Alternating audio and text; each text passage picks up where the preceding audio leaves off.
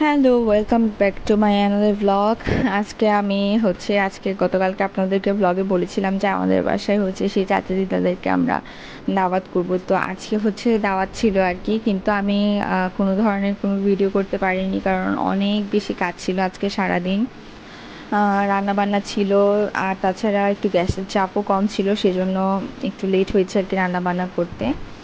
তো এখন সন্ধ্যা হয়ে গিয়েছে, ওনারা অলমোস্ট চলে এসেছে। আমি এখানে পোলাও বসিয়ে দিয়েছি, অনেক আইটেম করেছি, যদিও রোস্ট, হাঁসের মাংস, খাসির মাংস, তারপর বেগুনি করেছি, ইলিশ মাছের ভাজি করব, আর এই সমস্ত আর কি। সবজি করেছিলাম, সাদা সবজি। তো আমার ছেলে তারা চলে এসেছে, ছেলে তাদেরকে দেখে লজ্জা পাচ্ছে। মনে হচ্ছে যে ও গতকালকে দেখে ফ্রিলি হাসাহাসি করছিল, খেলাধুলা করছিল, কিন্তু আজকে মনে হচ্ছে যে সে লজ্জায় একদম হাবুডুবু খাচ্ছে আর কি।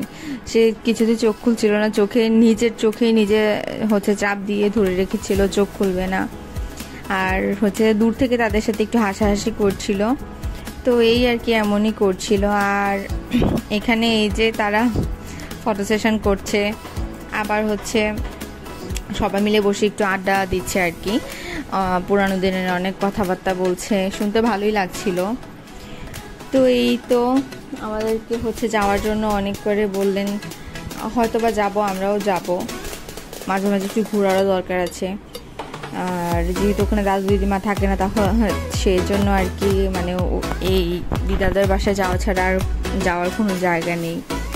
তো এই যে মাছের ভর্তার সালাদটাও আমি করে নিয়েছি, আর ইলিশ মাছও আমি ভাজি করে নিয়েছি আর কি, আর পোলাও তো রান্না হয়ে গিয়েছি। তো এটা তারপর আমরা সবাই মিলে খাওয়া দাওয়া করলাম, কথাবার্তা বললাম, আড্ডা দিলাম, আর ওনারা রাতের বেলা যেতে যেতে 11টা বেজে গিয়েছে। তো আজকের ব্লগ এই পর্যন্তই ছিল আর কি। আর নেক্সট ডে থেকে প্রপারলি আমি ব্লগ শুরু করব। সবাই আমাকে সাপোর্ট করবেন, ভালো থাকবেন।